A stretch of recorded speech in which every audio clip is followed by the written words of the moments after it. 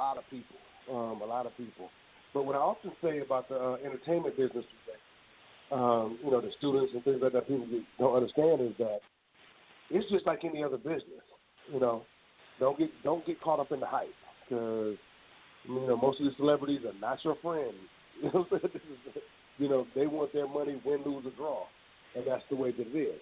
So with that, you have to make sure that your numbers. The most important thing I learned is stick to your budget.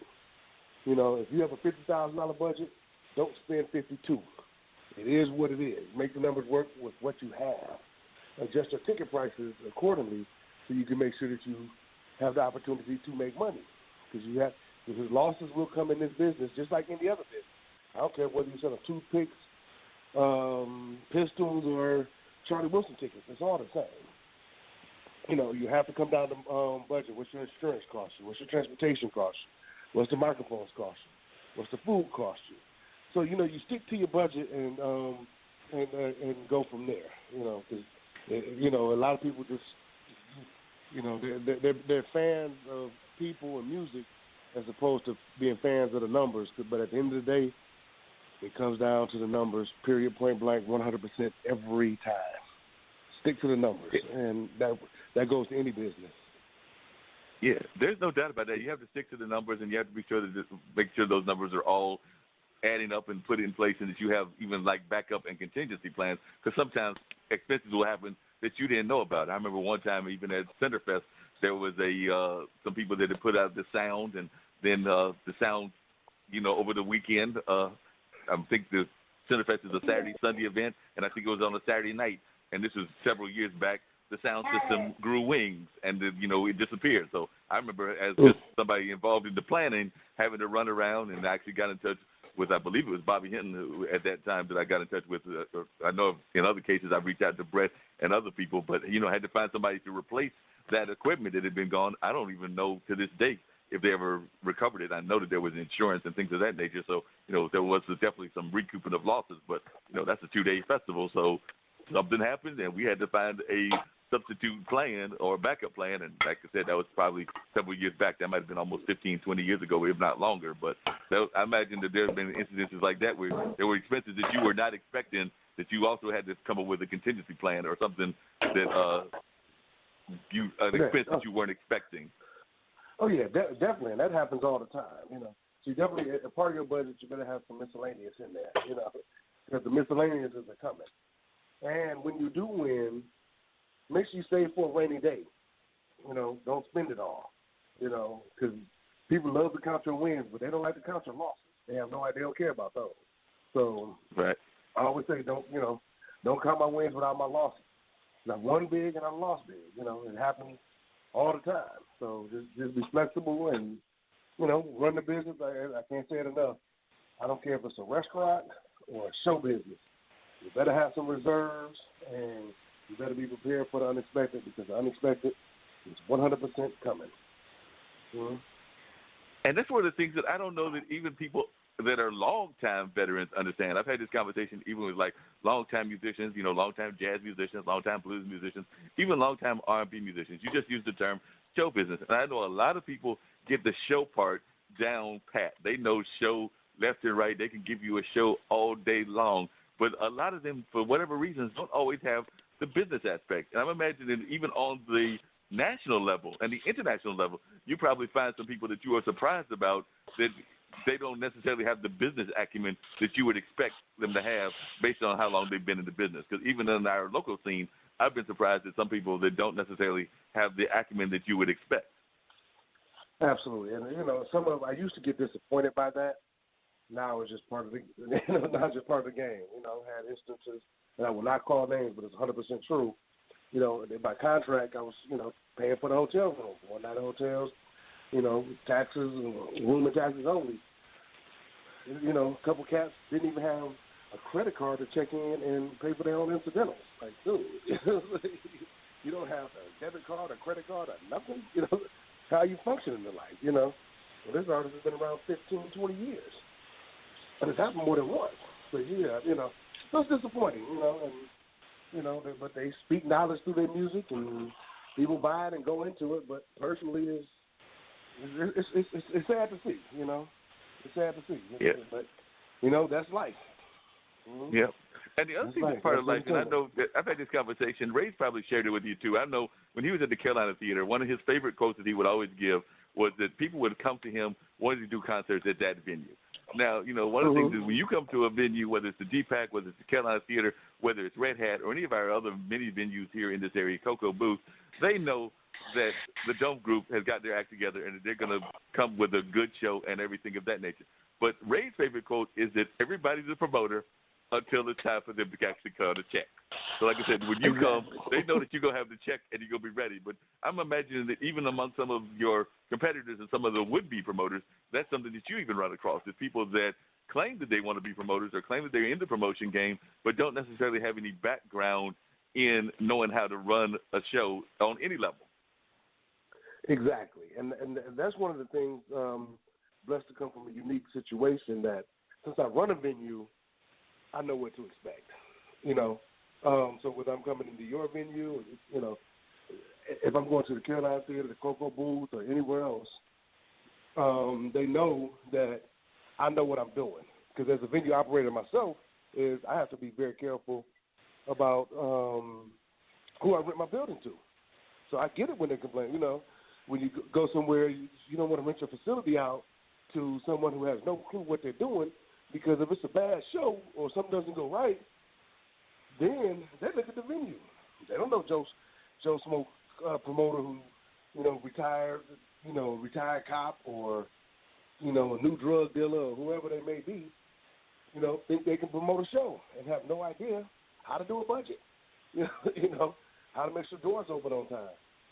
Well, yeah, that's very true. With us. They know, They know what we're doing. They know they can't overcharge me for something because they know I know what I'm doing. You know, it's like, I'm not trying to cut a corner, but I'm not going to let you charge me for something that I know is just a hidden charge for the hell of it. You know, that makes a lot of sense. I'm sure people have tried all kinds of things with you. Now, what has been your own personal? I mean, like you said, you've been doing this now for a number of years. Like I said, you said close to 20 years. But what is your own personal favorite show? I mean, we're going to get to what you're doing with Artist School, and I thought that was a great one the first year. I wish I had got a chance to see more of it. But as you know from doing it, I just had this conversation with a friend of mine earlier. When you are at a venue, unfortunately, we don't get to go to as many shows as we would like to go to because we're busy with our own venues and our own stuff going on. So I know I would have liked to have seen more than I actually did, but what I did see, I enjoyed. But I was just wondering, in your own assessment, in the 20 years, is there like one or two shows that just set out to you that were your personal favorite? That's a very good question. Yeah, well, I'm a hip-hop fan. I'm 46. I did an NWA reunion a couple years ago. I work with Ice Cube all the time. Great guy, know him personally. But for some reason, that day was just special. You know, I'm a West Coast guy, so they had Ice Cube, Too Short, and this other on the show. That was a really good one. I really missed working with Tina Marie. And she was, you know, she was always so cool and could sing, and you know, just just a consummate professional. So probably one of my Tina Marie shows, and I also like working with Nas. Nas, to me, as a fan, you really got to put the fan aside to get the numbers to work. And then on stage, I can be a fan again. But I always enjoy working with Nas. He always puts on a good show. But one show in particular, I don't know. That's a good one. I have to give that some serious thought. But yeah, if you ever think about it, call back and let us know on an upcoming edition of this show. But yeah, definitely, I was wondering about that. The other thing I was curious about is when I've done shows just as a MC or even helping on planning committees. I've never had to like put in the money like you do with everything, but I have been on planning committees. I'm oftentimes amazed by the fans because oftentimes the fans will come up to you. Well, one, they want the freebies, and I know you get that all the time. They want you to hook them up because you're their buddy and you're their cousin or whatever. And sometimes you don't even know that you're related to them, but you mysteriously become a cousin. But the other thing is that I'm oftentimes amazed at the fact that a lot of times the fans don't understand the intricacies of the business. Because like I said, I've seen you at events.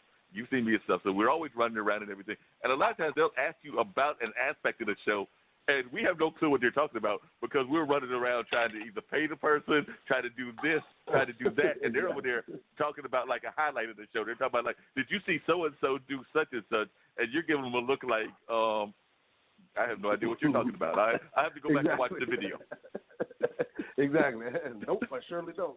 So that's exactly the case because it's a business. It's a business, and people don't realize it.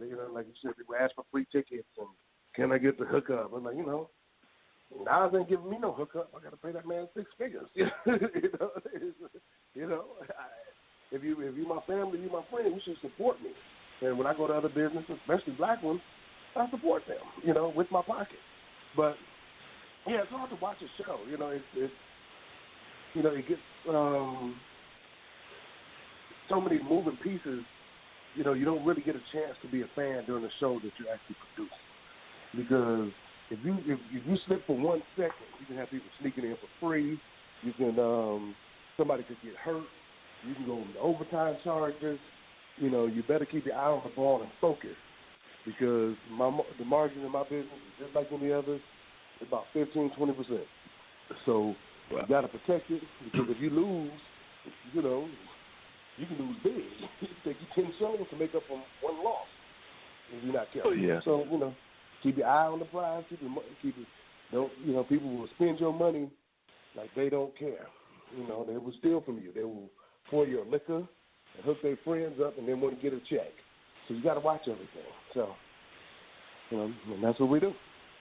Yeah, you have to be cautious. You have to keep an eye on everything. Now, one of the things I was just curious about, just checking it a little bit, but still staying in the entertainment game. But you just mentioned today you're calling us from Detroit. Your home base is Durham and everything. Now, to some degrees, these cities, even though Detroit's much bigger, but they do have some similarities. I mean, they both are primarily, if I remember correctly, my history of Detroit, African-American communities. They both have definitely historical communities. They both have ties to the music business. And, of course, there's definitely the whole thing with gentrification in both cities. So I was just wondering, what are some of the parallels, just as a citizen, that you have seen between your hometown growing up in the big city of Detroit and even the growing and developing city of Durham? So I was just wondering, what were some of the parallels that you've seen just in the 2 cities? And do you have a preference for either one? Or do you like being able to be, some people like to be bi-coastal. You're, well, you're not quite bi-coastal, but you definitely have dual cities. Yeah. Good question. It is gentrification going on everywhere around the country right now. It's happening, and to me, it's our fault. We did not take the opportunities the way that we should have as a people. We didn't pool our money enough. We gave away the land for free. We had prime real estate, and then we moved out to the suburbs and left and let it go. And now somebody swooped it up, put a couple dollars into it, and quadrupling their money, raising the rent. It's tough, It's a tough call. So a lot of it is, I believe it's our fault, and we have to do better by pooling our resources, supporting each other financially, getting our education system and stuff together. Because the same thing that happened in Detroit, Detroit literally went bankrupt, and that's when I moved back to North Carolina. Tighten up our schools. Us as fathers have to go to parent-teacher conferences. My wife comes out of public education sector. I'm up there helping out. I'm seeing 5 fathers out of and 100 mothers. That just doesn't make sense. We have to take care of our own community better. And that's the same thing that happens a lot in Durham, unfortunately. Happening in Detroit, it's happening in Durham. So we got to pull up. We have to be responsible for ourselves and work with each other and do good business and not have the crab in the barrel mentality. And unfortunately, that's what happened to our community. And if we allow it, it's going to continue to happen. Yeah, you're absolutely right about that. And Dean, who I work with, he can definitely relate to that as well. He's been involved. Dean, which organizations do you have there in New Jersey? Is the NAACP and is it the Urban League, or is it just the NAACP in addition to your Pratt work? No, the NAACP. All right. So, yeah, Dean's been working up there in New Jersey with the NAACP and trying to get them to do some positive thing. And he's also involved in the music business as well, because for a number of years he's been part of the street team for what's that thing that Ninth put together? Jam